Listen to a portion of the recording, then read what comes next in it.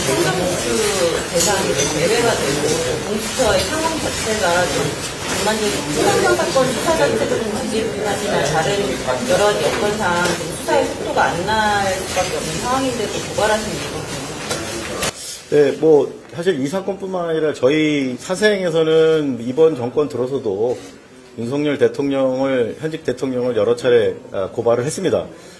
잘 아시겠지만 헌법상으로 형사 소추는 뭐 불가능하지만 수사는 가능합니다. 네, 결국은 수사 의지의 문제고요.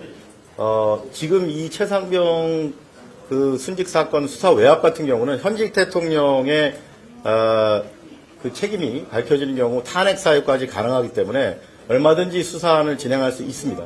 중대 사안이고 또 대통령의 지시 없이 이시원 공직기관 비서관이 단독으로 유재현 법무관리관에게 전화했다? 어느 국민도 믿을 수 없습니다.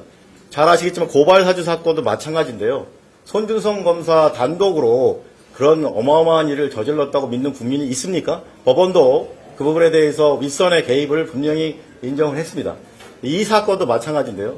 이시원 공직기관 비서관이 아무리 뭐 어제 조국 혁신한 표현대로 박근혜 정부의 우병우와 같은 그런 막강한 비서관의 신분에 있더라도 이 사건은 분명히 대통령의 개입 없이 이시원 공직기관 비서관이 그렇게 전화를 하는 이런 행위를 한다는 것은 상상하기 어렵기 때문에 대통령도 당연히 수사 대상에 포함이 돼야 된다고 보고 공수처에 고발하게 되었습니다.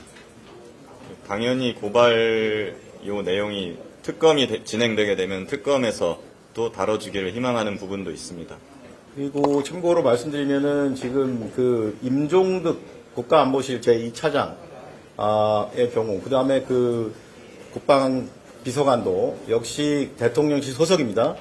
근데 그분들의 경우는 왜 오늘 고발에서 빠졌냐면 이미 공수처의 수사 대상에 들어가서 출국 금지 대상도 되고 해서 오늘까지 지금 포함되지 않았던 이시원 공직기관 비서관의 경우는 특별히 이번 MBC 보도 전에는 전혀 개입 연루된 정황이 안 나타나서 저희가 어떤 고발에서도 여러 가지 고소 고발이 있었는데 이 사건 관련돼서 거기에 이제까지 포함되지 않았습니다. 오늘 비로소 저희 사생과 해병대 예비역 연대에서 공동 고발하는 이번에 처음으로 이제 포함이 됐고요. 당연히 공수처의 소환 대상이 돼야 된다고 봅니다. 오늘 고발이 됐으므로 이시원 공직기관 비서관은 이 시간부로 피의자입니다. 형사소송법에 따라서. 그러므로 공수처는 유재현 법무관리관에게 전화를 한 이시원 공직기관 비서관을 빠른 시일 내에 필요하다면 유재현 법무관리관 바로 그 다음으로 소환을 해서 대통령실의 이번 사건의 개입 정황을 낱낱이 국민 앞에 반드시 밝혀주기를 강력히 촉구하는 바입니다. 예, 그리고 골든타임이 3개월 남았습니다. 7월 달이 되면 이제 통신사가 보관한 통신 기록들이 삭제됩니다. 근데 이번에 이시원 공직기관 비서관이 새로 드러났듯이 우리가 모르는 제2의 이시원, 제3의 이시원이 더 있을 것입니다. 그 사람들의 통신 기록 7월 달이면 삭제될 것입니다.